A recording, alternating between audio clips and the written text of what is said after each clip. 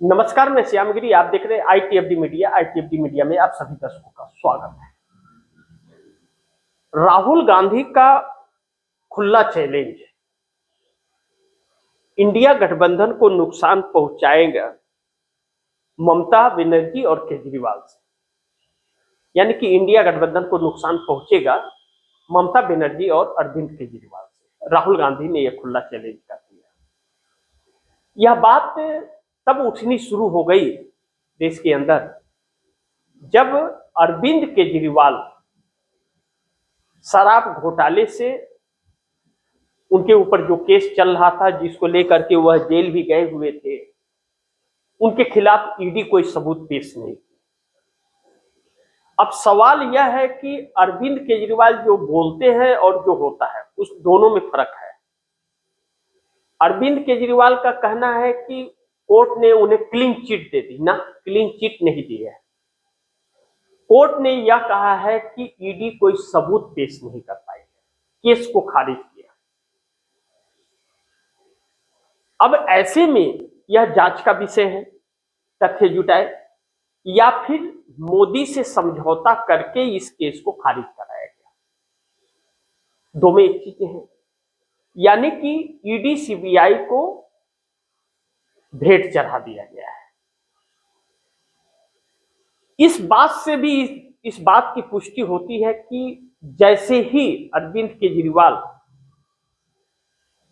के ऊपर से आरोप केस खारिज हुआ, अरविंद केजरीवाल ने प्रेस कॉन्फ्रेंस करके कांग्रेस पर सीधा हमला किया, तुम तराक वाले भाषा में, शब्दों में, कि क्या राहुल गांधी जेल गया, रॉबर्ट वाड्रा गया, सोनिया गई।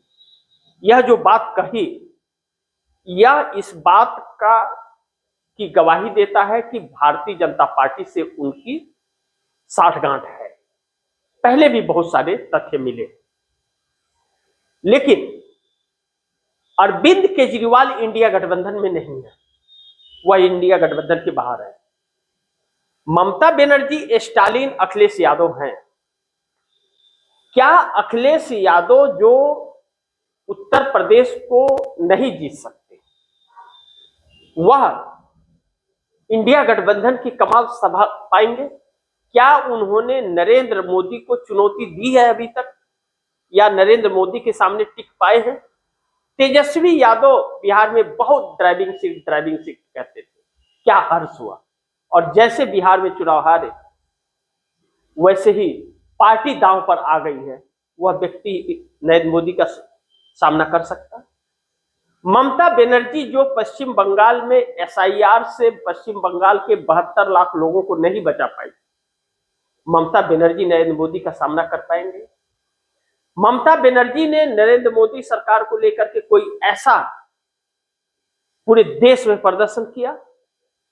उसके सवालों का जवाब है उनके पास। स्टालिन तमिलनाडु के CM हो सकते हैं, ममता बनर्जी पश्चिम बंगाल की CM हो सकती है, लेकिन क्या केंद्र में सरकार बनाने की क्षमता है उनके अंदर? कांग्रेस के बगैर केंद्र में सत्ता लाने का और मोदी सरकार को हटाने का सपना भी कोई नहीं देख सकता। न देख सकता था, न देख सकता है, न आगे देख सकेगा। लेकिन नरेंद्र मोदी सरकार को लेकर के कांग्रेस जिस तरह से हमलावर है, कांग्रेस के सपोर्ट में कौन है नहीं है, यह आने वाला वक्त बताएगा।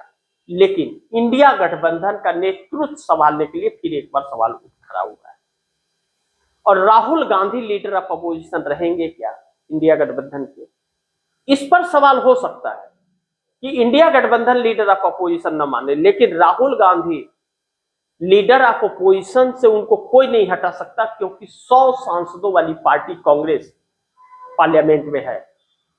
तो 29 और 30 वाले नहीं बन सकते, किसी के पास नहीं है। अपने गठबंधन का बन सकते हैं वह, लेकिन गठबंधन का मान्य नहीं होता है, मान्य पार्टी का होता है, और मान लेना सबका होता है। तो ऐसे में राहुल गांधी को हटा पाना तो किसी की बूते में दम नहीं है, और अरविंद केजरीवाल के बूते में तो कभी दम हो भी नहीं पाएगा।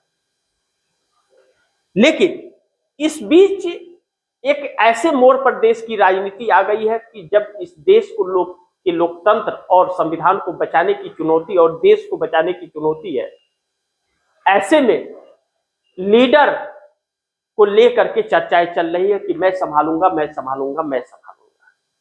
लेकिन नरेंद्र मोदी सरकार को पलटना है, इसकी बात कोई नहीं करता।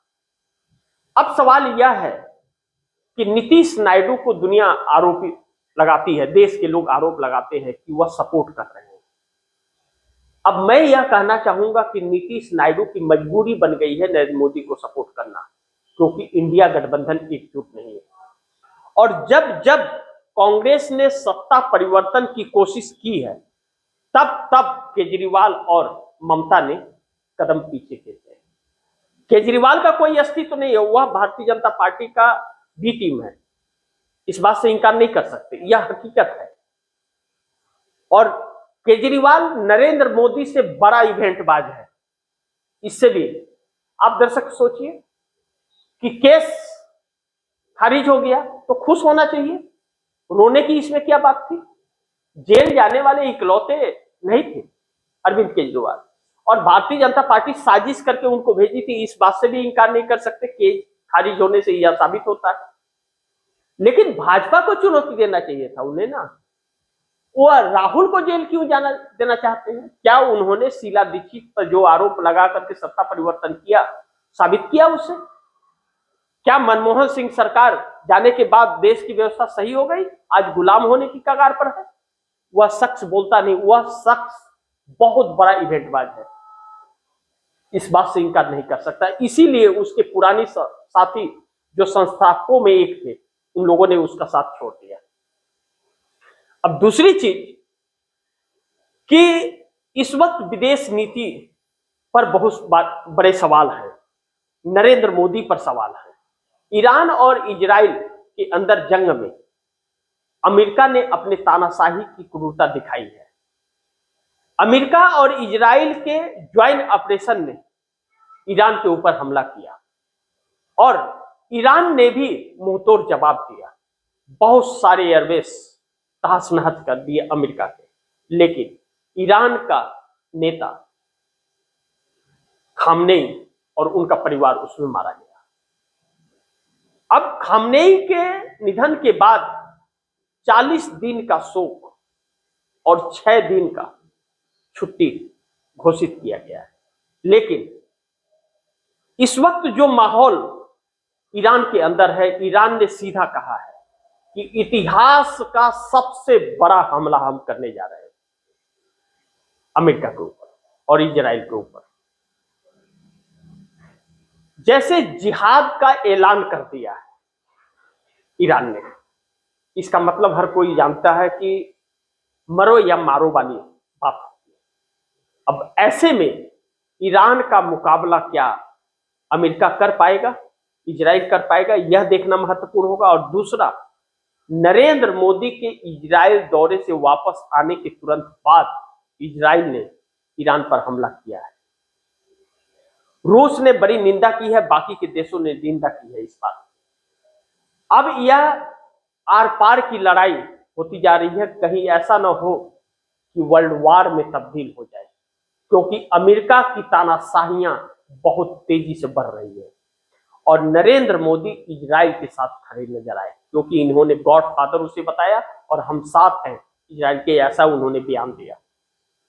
अब सवाल यह उठता है कि मोदी सरकार लिपापोती बहुत करती है और स्टेटमेंट यही आया कि आपस में बातचीत करके बात सुलझा लेना चाहिए। लेकिन इजराइल में यह बातें क्यों नहीं कही मोदी ने? इजराइल में तो साथ देने की बात कही। नरेंद्र मोदी संकट में फंस गए हैं।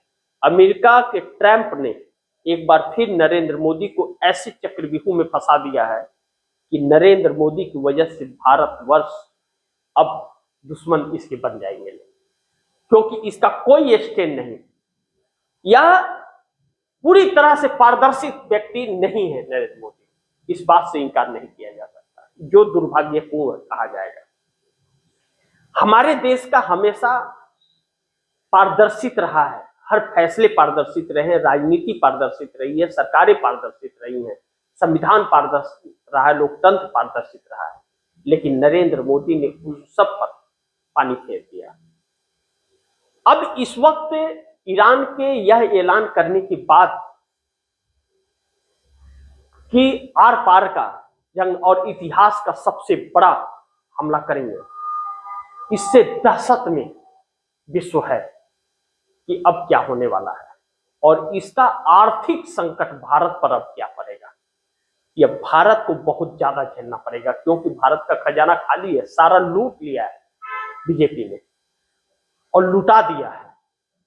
तो आने वाले वक्त में इस देश को किस मुसीबत से गुजरना पड़ेगा, यह सोच करके भी रूह कांपती है। लेकिन हमारे देश का स्टैंड क्लियर नहीं है। अब नरेंद्र मोदी ने यह सब देखते हुए जब कुर्सी संकट में पड़ी तो इन्होंने मेरठ से विपक्ष को बांटने की कोशिश की और विपक्ष बढ़ता हुआ भी नजर आ रहा है। इसमें मुख्य रूप से केजरीवाल सेंधमारी कर रहे हैं और ममता बनर्जी इसमें सबसे बड़ी रोड़ा बन सकती है सत्ता परिवर्तन के लिए, कि मोदी का सत्ता परिवर्तन कब का हो जाता अगर ममता बनर्जी इंडिया गठबंधन के साथ मुस्तैद से रहती है। कहती बहुत कुछ है लेकिन करती कुछ नहीं है। डील उनका बहुत जबरदस्त होता है, लेकिन भारतीय जनता पार्टी किसी की नहीं है और ममता बनर्जी की कुर्सी अगर इस बार चली गई तो उनके लिए सत्ता सपना हो जाएगा, फिर सारी डील उनकी निकल जाएगी। ममता बनर्जी क्या फैसला करती है यह वक्त बताएगा।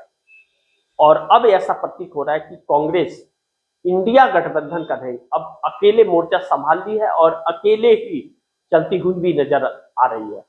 जिसे साथ आना है आए, नहीं आना है ना आए। कांग्रेस अपना काम लगातार कर रही है। देखते हैं आगे क्या होता है। जो भी होगा खबरें आप दर्शकों तक लाते रहूंगा। आप दर्शकों की क्या राय है, क्या सुझाव है, कमेंट बॉक्स में जरूर दीजिएगा। इस खबर को ज्यादा से ज्यादा शेयर कीजिएगा, अपने दोस्तों को भी कहिएगा आगे शेयर करें। और आपने अगर ITFD मीडिया को सब्सक्राइब नहीं किया, सब्सक्राइब कर लीजिए। अपने दोस्तों को भी कहिएगा ITFD मीडिया को सब्सक्राइब करें। मिलते हैं अगली खबर के साथ, तब तक के लिए नमस्कार।